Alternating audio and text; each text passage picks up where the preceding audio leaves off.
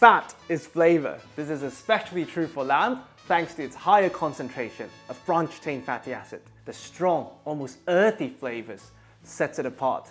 Whether that's something good or bad, it's a personal choice. But for people who really like lamb, that's what you're going for. And that's what we're solving for today. We want to render, cook, caramelize, crisp up this beautiful fat. Starting with the basic step of scoring. This will help the fat render. How deep and how you want to score it, it's also a personal choice. But the only thing you should not do is expose the flesh. Not for the aesthetics, but because the fat cap is a protective layer that prevents the flesh from overcooking. Once the flesh is exposed, it cooks way too fast.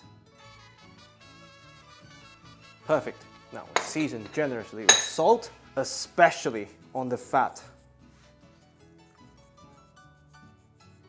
Now, conventionally, you would either pan-sear this or roast it with really high heat in the oven, flipping once in the process. The problem with the pan method is that in order to coat the fat, first you have to mother it, holding your lamb racks like this.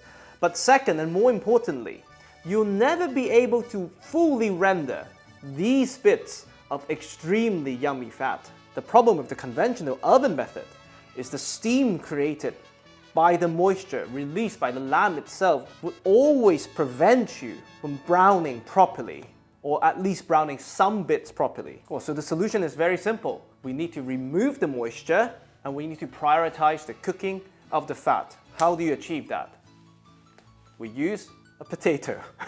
We simply slice the flat side, and now it's just a case of floral arrangements. The improved orientation of the cutlet also comes with a problem. Now, we might not be able to get the browning, the Maillard reaction we desire for the flesh. Another simple solution. We have one of lamb's best friend here, Dijon mustard. High in acid from the vinegar. The vinegar will reduce the pH level, helping browning. And the high amino acid from the mustard seed would further enhance the Maillard reaction. So we brush a very thin layer just on the flesh, not on the fat, because the fat will get priority heating.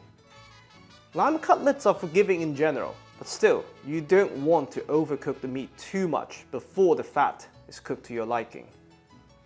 Now, very carefully insert this beautiful lamb. Now, we've got a roasting tray. And for me, lamb fat, garlic. You can pre-boil some potatoes and roast them together, but I would not add any vegetables that are high in moisture content because you still don't want steam coming from below. Garlic skin on, which protects the natural sugar from burning. These will be the tastiest garlics, if you like lamb, that is. Now, this goes into a 200°C oven, as close to the top as possible, for 15 to 20 minutes, but moderate. Once the fat is golden brown and crispy, this whole thing comes out. After 20 minutes, we have some extremely beautifully cooked fat, and the whole room smells like roasted lamb and roasted garlic.